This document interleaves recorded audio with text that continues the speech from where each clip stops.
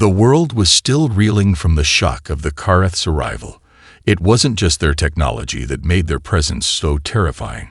It was the sheer arrogance in their manner. The first communication from the Karath came as a chilling message broadcasted to every nation across the globe. Karath, their towering leader, appeared on every screen, his cold, reptilian gaze scanning humanity's leaders like one would inspect a piece of discarded debris. "Greetings, Earthlings." Karath's voice echoed across the world in every language, deep and condescending. "We are the Karath, conquerors of hundreds of worlds, and your planet has been marked for annexation. You are insects, unworthy of your existence. Your technology is laughable, and your species is a pitiful collection of primitive creatures. We will crush your cities, enslave your kind, and leave nothing behind but ash and dust." The broadcast left humanity stunned in a silence that stretched across every corner of the earth. It was the first time an alien species had spoken to humans, yet the message wasn't one of curiosity or diplomacy, but of utter disdain. To the Karath, Earth's population was nothing more than an infestation to be eradicated. Governments scrambled for answers, military leaders met in closed-door meetings, and ordinary citizens were left watching in fear and disbelief. Around the world, people turned on their televisions, hoping for a sign of reassurance, but the only response was panic and disbelief. The Karath's fleet hovered ominously above major cities, their ships massive, dwarfing any human-made technology. The Karath gave Earth no time to respond. Within hours of the message, their first wave began. Hyper-advanced drones, armed with energy weapons capable of reducing entire skyscrapers to molten ruins, rained down on the world's capitals. In the span of moments, London, New York, and Beijing were reduced to rubble, while smaller cities and rural areas faced the terror of alien foot soldiers. Humanity's greatest military forces were helpless against the invaders' technology. But amidst the chaos, something unexpected began to stir. In the heart of a small underground laboratory tucked away in the quietest corner of America, Dr. Amelia Carter, the leading scientist in the field of quantum mechanics and artificial intelligence, was watching the broadcast. She wasn't in charge of any military operation. She wasn't a strategist. But there was something in her gut that told her humanity wasn't out of options yet. As she watched the alien ships decimate buildings with impunity, a thought crept into her mind. This is not the end. Her research had always been about adaptability, how systems, whether human, technological, or biological, could evolve and overcome even the most formidable challenges. Humanity had always been at a disadvantage throughout history, and yet time and again, they had fought back and won. This time, however, the odds seemed insurmountable, and yet she couldn't shake the feeling that the Karath had made a fatal mistake. "They think we're insects," she murmured to herself, "but they don't understand what it means to be human." As the broadcast ended, the world seemed to hold its breath. But within Dr. Carter, a spark of hope began to kindle. It wasn't technology alone that would save humanity. It was something far deeper. And if there was one thing she knew for sure, it was that humanity's will to survive would be their greatest weapon. Outside, the world was descending into chaos, but somewhere deep within the human spirit, an unyielding resolve was starting to take root. As the world reeled from the devastation of the Karath's first strike, something incredible began to happen. It wasn't an army assembling overnight, or an all-powerful weapon being developed in a secret lab. Instead, it was a quiet, almost unnoticed force, humanity's instinct to adapt and survive. While Karath and his alien fleet reveled in their apparent dominance, believing that humans were little more than squirming insects beneath their feet, humanity's true strength began to show itself in the most unlikely ways. At first, it was a flicker. Small groups of civilians, leaders, and workers from every corner of the earth forming secret resistance cells. Engineers, scientists, and soldiers, all with one shared goal: to survive, and if possible, to strike back. Dr. Amelia Carter, the scientist who had felt that strange spark of hope, was now working tirelessly in a makeshift command center beneath the ruins of what was once the New York Public Library. She was joined by a team of military strategists, scientists, and engineers who had been quietly coordinating behind the scenes. The military brass had their hands tied with traditional tactics, unable to counter the Karath's advanced technology. But Carter had a different approach, one that started with understanding what the Karath had missed entirely: the unpredictability of humanity. Every enemy we've ever faced underestimated us, Dr. Carter said as she reviewed satellite images of Karath positions. It's not about raw firepower, it's about how we fight. The Karath think they've won. They failed to account for our creativity, for our will. A team of hackers, under the leadership of a man named Lucas, had already begun infiltrating the Karath's communication systems. They weren't trying to overpower the Karath's superior technology. They were exploiting its weaknesses. By targeting their transmission relays, they could distort the Karath's communications, sowing confusion among the alien ranks. These minor disruptions, while seemingly insignificant, were starting to compound into something larger. Meanwhile, in the jungle regions of South America, an unlikely group of farmers, guerrilla fighters, and everyday civilians had started to coordinate a series of sabotage operations against Karath supply chains. Armed only with makeshift bombs and basic weapons, they ambushed alien convoys, taking out supply lines and causing chaos behind enemy lines. The Karath, who had expected their advanced weaponry and overwhelming numbers to be more than enough to crush the resistance, began to realize that they weren't fighting the disorganized rabble. They were fighting a species that had mastered the art of survival. The Karath had believed that humans were weak and easily controlled. What they hadn't anticipated was the sheer scale of human resolve. A battle in the heart of Africa showcased humanity's ingenuity when a team of engineers rigged the landscape to their advantage, using a combination of traps and guerrilla tactics to disable a Karath warship. The alien ship, designed for near invincibility, was brought down not through brute force, but through a carefully planned series of strikes that targeted its most vulnerable points. As these skirmishes played out across the globe, something remarkable occurred. The world's nations, once fractured by political differences and distrust, began to unify. Nations that had previously fought each other over resources or ideology now shared their technologies and strategies, their collective hatred for the Karath making alliances out of enemies. Humanity's fight was no longer one of nations, but one of survival. Dr. Carter, meanwhile, had turned her attention to the Karath's devastating weapon systems. While humanity's forces were successful in small-scale operations, the real threat remained in the sky, in the alien ships that hovered like dark gods above the earth.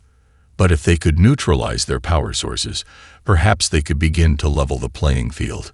Carter knew that the Karath would soon recognize this threat too. Time was running out. But for now, as humanity began to regroup, one thing was certain: Earth was no longer defenseless. What the Karath had initially considered a simple conquest had transformed into something far more dangerous. A war they weren't prepared for, and humans, against all odds, had begun to fight back. In a small makeshift base in Eastern Europe, a resistance leader spoke into a radio, his voice filled with conviction. "We may be insects in their eyes, but we have something they can never understand.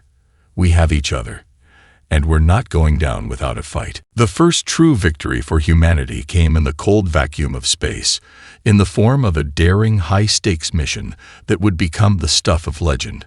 Earth's resistance had learned quickly that to defeat the Karath, they would have to strike at their heart, deep within the belly of their most feared warship, the Karax. This ship was more than just a vessel. It was the Karath's flagship, their symbol of invincibility. Destroying it would not only cripple the aliens' ability to continue their assault, but it would send a message to every Karath soldier. Humanity was not to be underestimated. Dr. Amelia Carter, who had spent countless sleepless nights studying the Karath's technology, was at the heart of the plan. She knew the risks, knew that most would not make it out alive, But she also knew that this was their only chance. The Karax had a powerful shield system that rendered any traditional weaponry useless. To destroy it, they needed to infiltrate the ship directly and plant an explosive at its core. A suicide mission for anyone involved. But humanity had something the Karath did not account for: sheer resourcefulness. A group of highly trained soldiers, pilots, and engineers, led by Captain Julian Reese, was tasked with the operation. Reese was a former fighter pilot whose family had been killed in the initial Karath attacks. His rage, combined with his tactical brilliance, made him the perfect candidate to lead this high-risk mission. The team infiltrated a small Karath-controlled outpost in the asteroid belt. Using stolen Karath technology, they hacked into the enemy's tracking systems, making their movements nearly invisible. Their ship, a repurposed alien fighter, was small and unremarkable, nothing like the imposing warships the Karath had used to decimate Earth's cities. It was the perfect stealth vessel for a mission this risky. Once aboard the Karax, the team navigated the ship's labyrinthine corridors, avoiding patrols of Karath soldiers. Time was not on their side. They had only hours before the aliens would realize the breach. The tension was palpable as they crept closer to the heart of the ship, where the primary power source was located. Each step was fraught with the possibility of discovery. Every Karath soldier they avoided was a step closer to either victory or death. Reese and Carter communicated via secure channels, directing the team with precision. Dr. Carter, from the command center back on Earth, had helped them reverse engineer a device capable of bypassing the Karath's security systems. "You're almost there, Captain," she whispered through the comms, her voice unwavering despite the immense pressure. "Activate the pulse disruptor when you reach the core. It'll destabilize their shields long enough for you to plant the explosives." Finally, the team reached the core chamber, an enormous room glowing with pulsating blue energy. The Karath's central control unit stood in the middle, surrounded by a complex web of energy shields and defensive mechanisms. With no time to waste, Reese and his team moved quickly, planting explosives on the core's generator. Just as they were about to finish, a squadron of Karath soldiers rounded the corner. The air was thick with the tension of imminent discovery, but Reese remained calm. "Plant the charges now," he barked, and his team complied with precision. The explosives were set. With only seconds left, the team barely made it out of the chamber, triggering the pulse disruptor as the Karath soldiers closed in on them. The disruptor disabled the ship's shields long enough for the explosives to detonate. The explosion was cataclysmic, a blinding flash that tore through the ship's core, ripping the Karax apart in a series of violent shockwaves.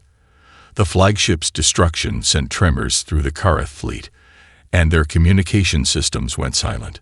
Back on Earth, humanity held its breath. A long, agonizing silence followed. Then, without warning, a signal crackled through the radio. "The Karax has been destroyed." Reese's voice echoed through the comms, weary but triumphant. "We did it." The world erupted into cheers. Cities that had been reduced to rubble, survivors hiding in bunkers, all knew that this was a pivotal moment. The first victory, against all odds, had been achieved. It was small, but it was monumental. The Karath had lost their flagship, a symbol of their dominance. And for the first time, humanity dared to believe they could win this war. The insects had stung, and the invaders were beginning to realize that their conquest was not as inevitable as they had once believed. But this victory was only the beginning. The Karath would not go down easily, and humanity's path to ultimate victory was still fraught with unimaginable dangers. Yet for the first time, the world saw the impossible. Humans, against all odds, had struck back, and they would never stop fighting. The destruction of the Karax shook the Karath to their core. For the first time since their arrival, the alien invaders began to question the inevitability of their victory. Soroth, their ruthless leader, seethed in his command chamber aboard the flagship's remains, vowing retribution against the insects who dared defy them. The Karath were not a species accustomed to defeat, and they did not take it lightly. In the aftermath of the Karath's destruction, the Karath launched their most brutal counterattack. Their fleets, numbering in the hundreds, descended upon Earth with terrifying speed, sending entire continents into a frenzy of preparation. The Karath understood that their next move would be decisive. Either they crushed the human resistance once and for all, or they risked losing their dominance over the planet entirely. Humanity, still reeling from the initial shockwaves of the alien onslaught, scrambled to regroup. The small victories of guerrilla warfare and sabotage were nothing compared to the overwhelming might now descending upon Earth. The Karath had deployed their full arsenal. Massive warships that could level entire cities with a single blast, mechanical legions designed for ground warfare, and deadly drones capable of wiping out battalions of soldiers without breaking a sweat. The Karath's strategy was clear. They sought to break the morale of humanity. Karath had ordered the complete annihilation of all major human cities, starting with those that had shown resistance. Paris, London, and Tokyo were targeted first. In moments, centuries of human achievement were reduced to craters, their people caught in the relentless bombardment. But while the Karath focused on their brute force, they overlooked one crucial factor: the resilience of the human spirit. What the aliens saw as desperation, humanity saw as unity. As entire cities fell, the world came together in defiance. From hidden bunkers, resistance leaders like Dr. Amelia Carter coordinated the global fightback. Nations that once squabbled over borders now shared intelligence, weapons, and technologies. They had no choice but to work together, for the Karath offered them no alternative. Meanwhile, the Karath began to tighten their grip on Earth. They began rounding up civilians, enslaving the survivors and turning them into labor forces for their war effort. It was a tactic the Karath had used on countless other worlds: subjugate the population, break their will, and force them to serve. But humanity was different. The thought of slavery, of subjugation, was too much to bear. Resistance movements began popping up across every continent. From the bombed-out ruins of cities, small bands of fighters took to the streets, engaging in hit-and-run tactics that harassed and debilitated the Karath's forces. What was once a fragmented resistance now formed a coherent, determined global front. Small victories, like disrupting supply lines and attacking Karath patrols, began to add up, sending ripples of hope across the world. In the heart of the United States, a ragtag team of engineers and scientists, led by Dr. Carter, began working on a new weapon. The Karath's dominance lay in their superior technology, but Carter had one secret weapon: the human mind. She knew the Karath relied heavily on their shields and energy systems, and she had theorized a way to temporarily disable them. It was an untested technology, a long shot, but it was humanity's only hope. As Carter and her team raced against time to complete the prototype, global morale hung by a thread. The Karath were relentless, and Earth's military forces were stretched thin. Yet, the resistance never faltered.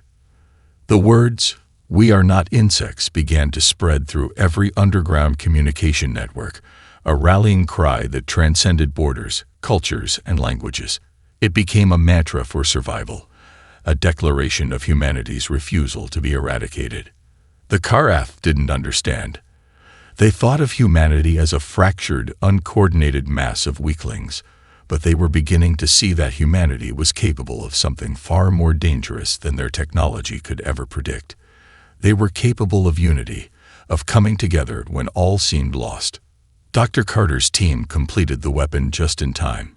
It was a pulse device, capable of temporarily disabling the Karath's energy shields for a brief window of time. It wasn't much, but it was a start. The plan was to deploy it during an upcoming major battle, when the Karath's fleet would be at its most vulnerable. And so, as Earth's resistance prepared for the next great confrontation, one thing was certain: the Karath had awoken a sleeping giant. The humans had nothing left to lose, and that made them the most dangerous enemy of all. Karath, in his arrogance, had underestimated humanity. Now, The true fight was about to begin. The Kareth's relentless onslaught had brought Earth to the edge of destruction. Major cities had fallen, millions were enslaved, and humanity's armies were decimated. Yet, amid the chaos, the spark of resistance still burned. Dr. Amelia Carter and her team, working in secret, had developed a weapon that could turn the tide. A pulse generator capable of disabling the Kareth's energy shields. Now, humanity's last hope rested on a desperate final assault that would test their ingenuity, unity, and resolve. The Kareth had assembled their largest fleet yet, an armada of death that hung ominously over Earth's largest surviving stronghold, the last bastion of human resistance, New Chicago. The alien invaders, confident that they were only days away from crushing the last remnants of humanity, began to prepare for their final assault. But as they watched their drones and bombers streak through the sky, they were unaware that their enemy had become something far more formidable than they had imagined. A united, desperate, and resourceful species. Dr. Carter knew this was their moment. She had worked tirelessly, perfecting the pulse generator, a device designed to disrupt the Kareth's shield systems long enough for humanity's military forces to launch a decisive strike.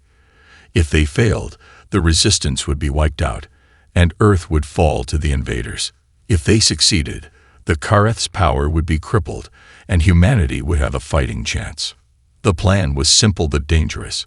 The resistance would take the pulse generator to the heart of the Kareth's fleet, using the stealth tactics they had perfected over the past few months.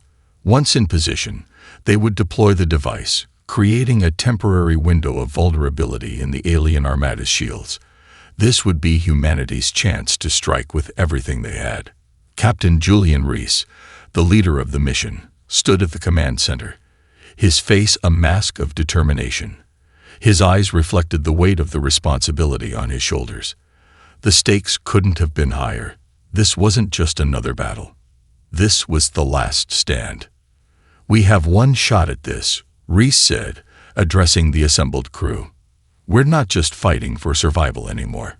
We're fighting to prove that we're not their insects. We're human, and we're going to make them regret ever thinking they could take our planet." As the resistance fighters prepped their ships and weapons, a wave of quiet resolve washed over them. Each soldier, each pilot, knew the risks. Many wouldn't make it out alive, but they had all come to understand one simple truth: Earth's future depended on this moment. In the skies above New Chicago, the final battle began. The Kareth fleet, vast and intimidating, loomed overhead like a dark storm, ready to obliterate the last remnants of humanity. But the human resistance had a secret weapon: their unity, their ingenuity, and a resolve that the Kareth could never anticipate. A team of fighter pilots, led by Captain Reese, launched into the air, weaving through the massive alien ships with unparalleled agility. Using hit-and-run tactics they had perfected, they darted in and out of enemy lines, distracting the Kareth long enough to give the pulse generator team the time they needed. The Kareth's overwhelming firepower rained down on them, but the human pilots were relentless, refusing to back down. Meanwhile, Dr. Carter, hidden deep within a covered command center, watched the live feed as the pulse generator team infiltrated the alien fleet. Time seemed to slow as they approached their target, an enormous Kareth warship surrounded by dozens of smaller vessels. The team's progress was steady, but every second felt like an eternity. "Just a little closer," Carter whispered under her breath, her knuckles white, as she gripped the edge of the console. The pulse generator had to be deployed at the perfect moment. Any miscalculation, any hesitation, would mean the end of humanity. As Reese and his team engaged in a brutal dogfight, the pulse generator reached its destination, the heart of the Kareth armada. The team, with surgical precision, planted the device in the ship's primary power core. Just as they activated it, the Kareth detected the breach. "Deploying the pulse now," Carter's voice crackled over the comms. In an instant, a blinding flash of energy erupted from the generator, cascading outward and disabling the Kareth's shields across their entire fleet. For the first time since the invasion began, the invaders were vulnerable. It was a fleeting moment, less than a minute before their shields would reactivate. But it was all humanity needed. Captain Reese barked into his comms. Now, give them everything we've got. The human forces, ready and waiting, unleashed a barrage of missiles and energy blasts at the exposed Karath fleet. The assault was swift and brutal, the combined firepower of Earth's resistance overwhelming the alien ships. Explosions erupted across the sky as Karath warships crumbled under the human assault. The battle raged on, but with the Karath fleet crippled and their forces scattered, the tide had turned. Humanity had struck back with everything they had. And the Karath, once so sure of their victory, were now fighting for their lives. As the smoke cleared and the sounds of battle began to fade, a singular truth emerged. The Karath had underestimated humanity. They thought Earth was theirs for the taking, but they were wrong. The insects had stung, and now the hammer was falling. The destruction of the Karath fleet was only the beginning. With their most powerful ships disabled and their morale shattered, the invaders had no choice but to retreat temporarily. Yet Earth's resistance knew better than to celebrate prematurely. The Karath were formidable and would not stay down for long. The battle for Earth had taken a decisive turn, but the war was far from over. In the aftermath of the great battle above New Chicago, the world's remaining military forces, once disjointed and struggling under the weight of the alien invasion, now found new purpose. The destruction of the Karath fleet had brought humanity's collective strength into sharp focus. No longer were they scattered factions and ragtag resistance cells. They were a united force, with one shared goal: to reclaim their planet. Dr. Amelia Carter stood before a newly formed global council, the leaders of the remaining nations now working together in ways they never had before. The unity that had emerged from humanity's darkest hour was its greatest asset. "We have a chance now," Carter said, her voice firm, cutting through the tense silence in the room. "The Karath are retreating, but they will come back stronger. We need to use this moment, this window, to rebuild and strike before they can regroup. The momentum is ours." There was a pause before the assembled world leaders nodded in agreement. The resistance, once fractured, now had the ability to act as one. The pulse generator was the first major success in this new era of cooperation, and now humanity had the tools to fight a prolonged war. Carter, alongside her fellow scientists and military strategists, began coordinating the development of new technologies that could be used to counter the Karath's most dangerous assets. But while Earth's leaders began plotting their next move, the alien invaders were not idle. Sorath, though wounded from the loss of his flagship, had retreated to his command base on a distant moon, vowing to crush the humans once and for all. He had underestimated humanity's potential before, but he would not make that mistake again. The Karath had their own technology and resources that Earth had yet to face. The war was far from over. "We'll need to prepare for their next assault," Carter continued, her voice tinged with the realization that even this victory wasn't enough to ensure Earth's survival. "We've only seen a fraction of the Karath's power. They will rebuild their fleet, and when they do, they'll come for us in full force." The resistance needed to act quickly. With the Karath regrouping, Earth's scientists and military leaders were determined to develop new weapons and strategies. Carter and her team worked around the clock, using the alien technology they had salvaged from the destroyed ships to reverse engineer powerful new systems.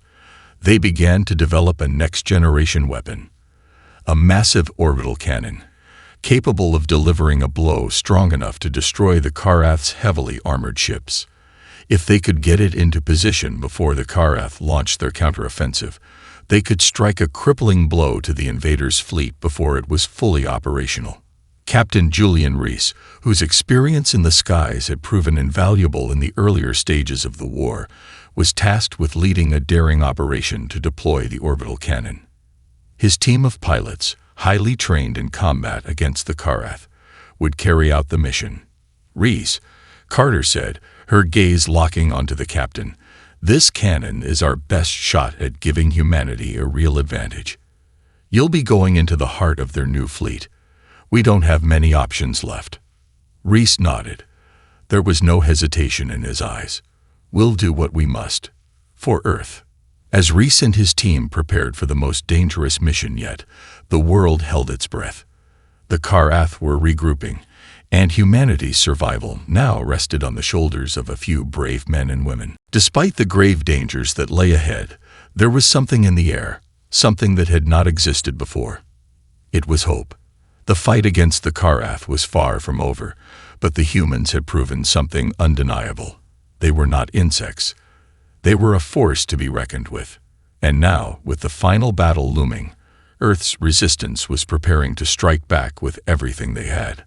The Karath had made a grave mistake in underestimating humanity. They had awakened a sleeping giant, and this time, the giant would not be ignored. The world was about to see just what humans could do when they fought together, when they were willing to sacrifice everything for their planet. The final stage of the war had begun, and humanity's true power was just starting to emerge. The Karath would learn, far too late, that they had underestimated Earth's greatest strength, its people. The night before the mission was to commence, the skies over Earth were filled with an eerie calm. The world had paused. Soldiers, civilians, even those hiding in underground bunkers were holding their breath. Humanity had weathered the worst, yet the true test was still to come. The Karath, though retreating temporarily, were regrouping and preparing for a final strike. The window of opportunity was brief, and Earth's hope now rested on the shoulders of a few men and women who would venture into the heart of enemy territory. Captain Julian Reese stood at the edge of a makeshift command center in the ruins of New Chicago, staring out at the vast expanse of the battle-scarred city. It was almost unrecognizable, the remnants of humanity's greatest metropolis reduced to rubble. Yet, amidst the devastation, there was something stirring, a fierce determination. The humans were no longer victims. They were warriors, and tomorrow, they would strike at the heart of the Karath once more. "I don't think I've ever seen this many ships in one place," Reese muttered as he watched the battle maps flicker on the holographic display. The Karath fleet had regrouped, and now they were positioned to make a final, overwhelming assault on Earth. The orbital cannon, their best chance at turning the tide, was still in its final stages of preparation. It had to be launched within hours, or humanity would lose its one shot at crippling the Karath once and for all. Dr. Amelia Carter, still in contact with Reese via secure comms, spoke from the operations room. "The cannon's ready, Reese. You'll have to move fast, too much longer. And the Karath will be prepared for you." "We'll move fast, all right," Reese replied, his voice steady. "We're not coming back unless this works." Reese's team of pilots was already prepped for the mission. Each one had lost loved ones, friends, and homes to the Karath invasion.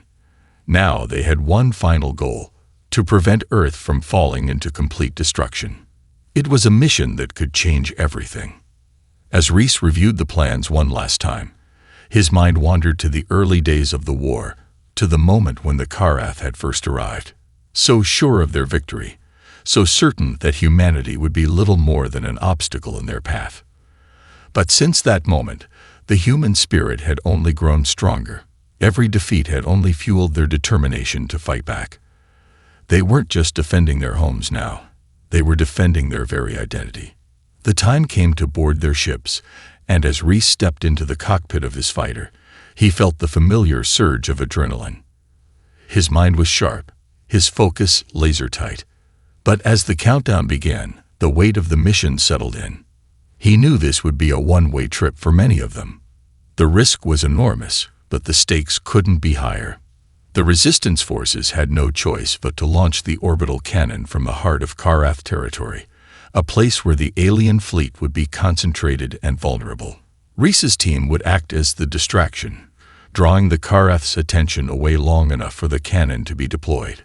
"All systems go," Reese called over the comms as he and his squadron of pilots soared into the sky, leaving the devastated landscape of Earth behind them.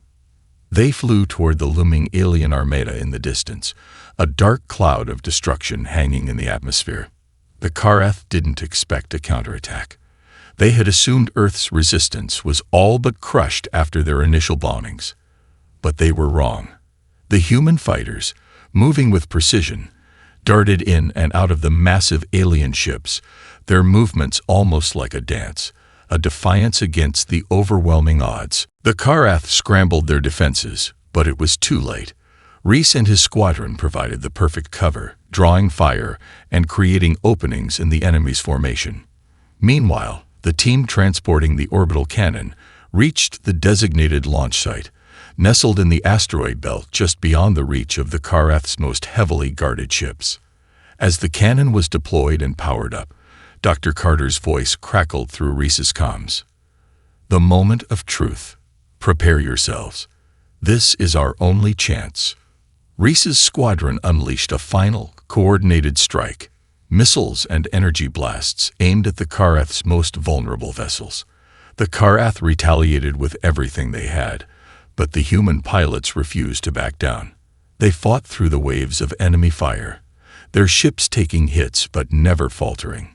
With one final push, the orbital cannon fired, its blast cutting through the Karath's outer defenses like a hot knife through butter. The shockwave reverberated across the battlefield, sending alien ships into disarray. For a fleeting moment, the Karath were utterly vulnerable. Their shields were down, their fleet in chaos. "It's working," Carter shouted over the comms. "Now hit them with everything you've got." The remaining resistance forces, with the Karath's defenses compromised, launched a devastating final assault. Human weapons, laser-guided bombs, high-powered missiles, and advanced energy beams rained down on the alien fleet. One by one, the Karath ships began to explode, their invulnerability shattered by the weapon they had once believed to be their own. In the midst of the chaos, Reese's fighter took a direct hit. The cockpit sparked, and the controls went dead. But Reese held on, unwilling to give up now. He had already come too far. As his ship spiraled toward the battlefield below, he knew one thing: humanity had won.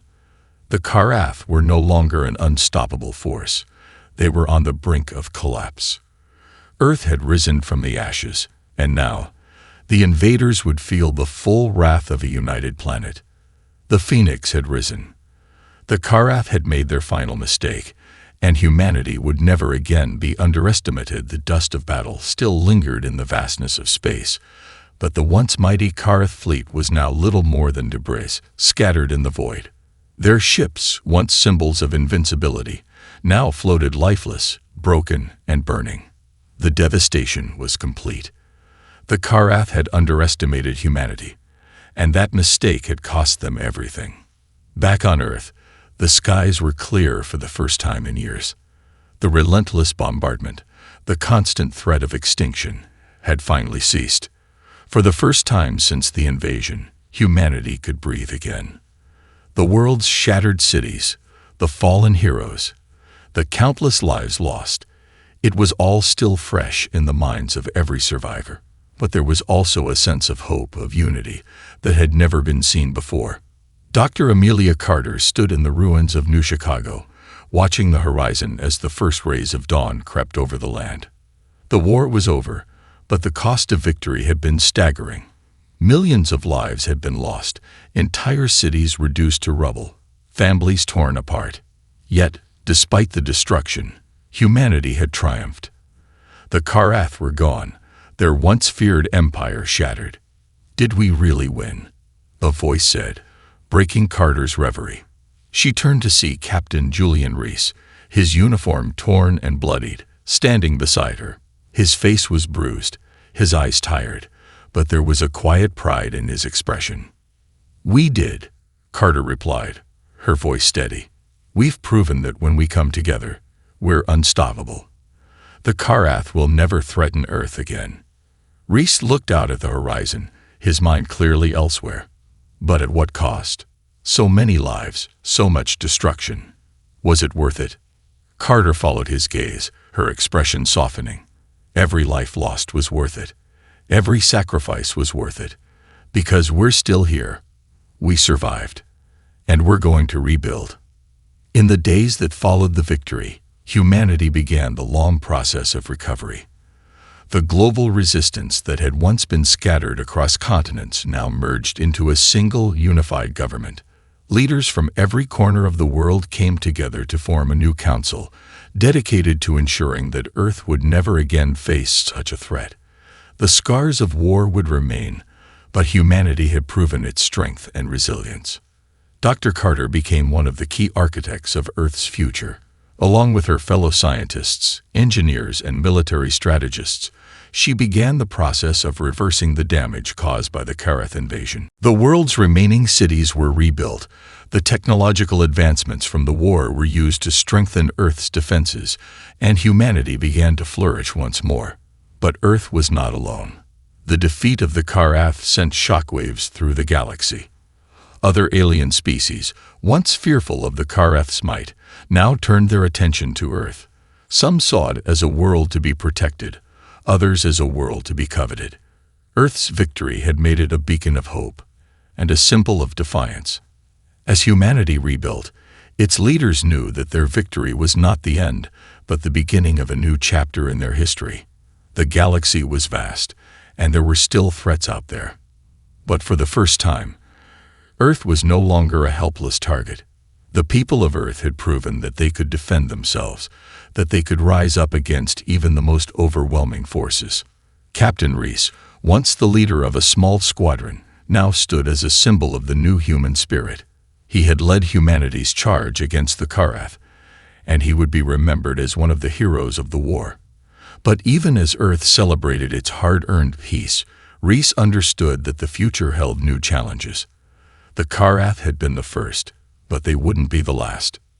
"We've won the battle," Reese said in a speech broadcast across the planet, standing before a crowd of survivors.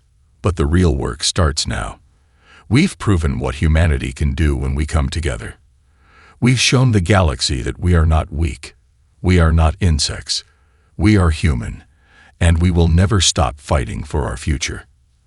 As the crowd cheered, the leaders of Earth looked toward the stars, aware of the long road ahead.